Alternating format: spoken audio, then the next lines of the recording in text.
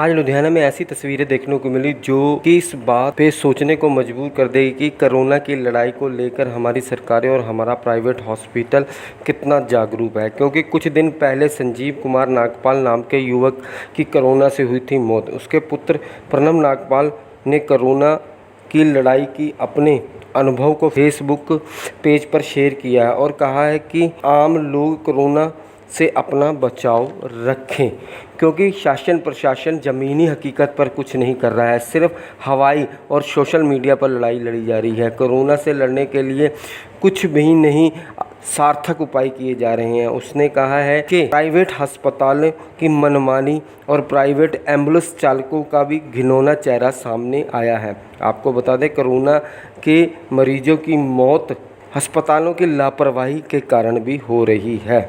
कहीं ना कहीं इन सब तस्वीरों को देख के, ऐसी बातें सुनकर हमें ये महसूस होता है कि हम क्या स्मार्ट सिटी के रहने वाले हैं या सिर्फ हवाई बातें हो रही हैं, या शासन प्रशासन या राजनेता तभी जागरूक होंगे जब कोई इनका सगा संबंधित कोरोना से इस तरह की मौत मरेगा।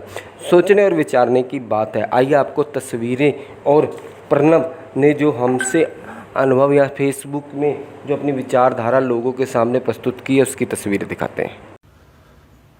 मैं ये वीडियो बनाने की हालत में तो नहीं हूँ, लेकिन आप सबको एक बात बतानी बहुत ज़रूरी थी। 4-5 दिन पहले मेरे फादर एक्सपायर हुए हैं and he was corona positive. ऐसा था कि फ्राइडे से 3-4 दिन पहले उनको फीवर चल रहा था थोड़ा सा, एंड उनकी तबीयत ठीक थी, उनको ब्रीदिंग प्रॉब्लम भी नहीं आ रही थी, नॉर्मल थे, फीवर था हल्का फुल्का, तो दवाई दे रहे थे। और थर्सडे को उनकी तबीयत ज़्यादा ख़राब हुई है, तो मैं उनको लेके गया हूँ हॉस्पिटल, लेकिन किसी हॉस्पिटल ने एडमिट नहीं किया क्योंकि कोरोना का टेस्ट नहीं करवाया था। तो वो कहते हैं कि कोरोना का टेस्ट करवाओ फिर एडमिट करेंगे। तो मैं थर्सडे को शाम को डीएमसी, यहाँ पे एक हॉस्पिटल है दयानंद मेडिकल कॉलेज, सबसे बड़ा प्राइवेट हॉस्पिटल है, मैं वहाँ पे लेके गया पापा को एंड वहाँ पे उनका टेस्ट करवाया कोरोना का। वो कहते हैं कि 4 घंटे तक रिपोर्ट आ जाएगी या फिर अगले दिन सुबह 12 बजे तक। तो मैं लेके उनको घर आ गया उसके बाद, क्योंकि उनकी तबीयत तब सही थी, मेरे से बात कर रहे थे प्रॉपर। एंड फ्राइडे को सुबह उनकी तबीयत ज़्यादा ख़राब होगी एंड मेरे को एकदम से उनको डीएमसी दोबारा लेके जाना पड़ा, बिकॉज उनसे सांस नहीं ली जा रही थी उसके बाद। तो मैं सुबह 10 बजे वहाँ लेके पहुँच गया हूँ पापा को। मैं वहाँ पे डीएमसी में मैंने कहा कि ऐसे पापा को सांस नहीं ली जा रही। उन्होंने इमरजेंसी के बाहर ये एक डिवाइस होता है ऑक्सीमीटर, उससे ब्रीदिंग चेक की पापा की, तो वो आ रही थी 40। मतलब नॉर्मल एक इंसान में मतलब 99-100 इतनी होनी चाहिए ऑक्सीजन लेवल, एंड 90 से नीचे जाए तो ऑक्सीजन देनी पड़ जाती है एंड 60 से नीचे डेंजर होता है। तो पापा की आ रही थी 40 ऑक्सीजन मास्क लगाने के बाद। मैंने बहुत रिक्वेस्ट करने के बाद उन्होंने मेरे से ऑक्सीजन मास्क परचेज करवाया एंड इमरजेंसी के बाहर ही स्ट्रेचर के ऊपर पापा को वहाँ पे उन्होंने लेटा दिया एंड वहाँ पे उनको मास्क ऑक्सीजन का लगा दिया एंड तब भी उनको ऑक्सीजन आ रही थी सिर्फ 40। मैंने बहुत रिक्वेस्ट की डीएमसी वालों से कि एडमिट कर लो, लेकिन वो कहते जब तक रिपोर्ट नहीं आएगी कोरोना की तब तक हम कुछ भी नहीं कर सकते, पेशेंट को हाथ भी नहीं लगा सकते।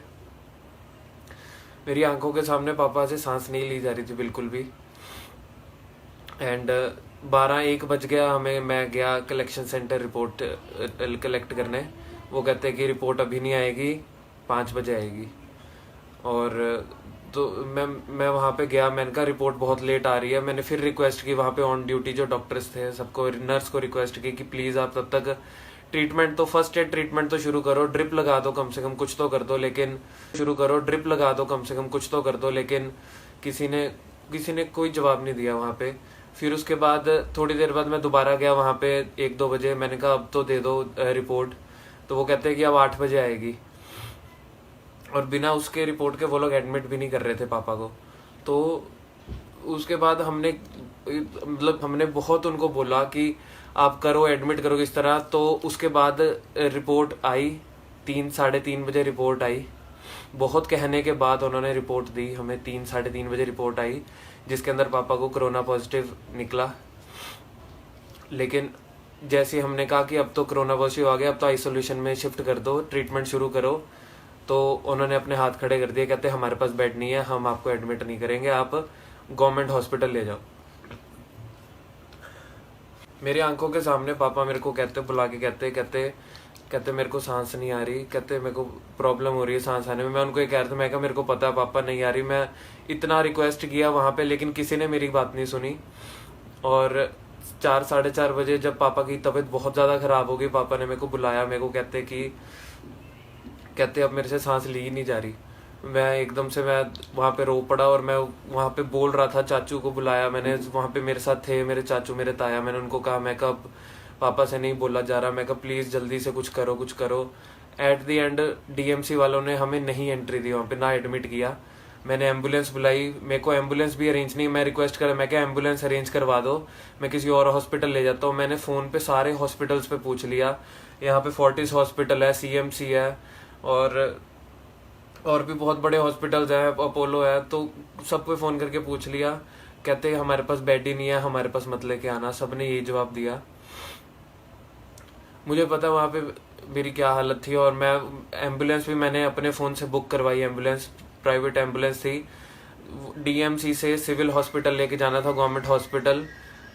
15 से 20 मिनट का रास्ता होगा, उसके लिए उसने 4000 मांगा। हमने कहा दिए यार, हमने एम्बुलेंस बुलाई, ऑक्सीजन वाली एम्बुलेंस थी पापा को, उसमें मैंने खुद ही, किसी डॉक्टर ने हाथ नहीं लगाया, मैंने खुद ही उठा के पापा को एम्बुलेंस में डाला। एंड वहाँ लेके जा रहे थे, तो सिविल हॉस्पिटल पहुँचते ही, अभी इलाज शुरू भी नहीं हुआ था, तो वही एम्बुलेंस में ही पापा एक्सपायर हो गए।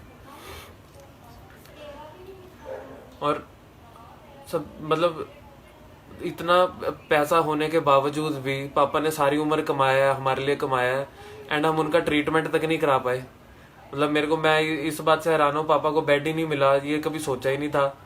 यहाँ पे मैं इसलिए ये वीडियो बना रहा हूँ। पापा को एम्बुलेंस में डाला, एंड वहाँ लेके जा रहे थे, तो सिविल हॉस्पिटल पहुँचते ही, अभी इलाज शुरू भी नहीं हुआ था, तो वही एम्बुलेंस में ही पापा एक्सपायर हो गए।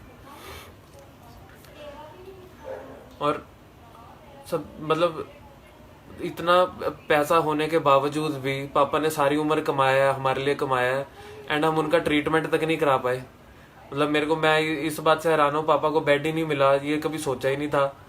यहाँ पे मैं इसलिए ये वीडियो बना रहा हूँ ताकि आपको बता दूँ कि लुधियाना में कोई सिस्टम नहीं है।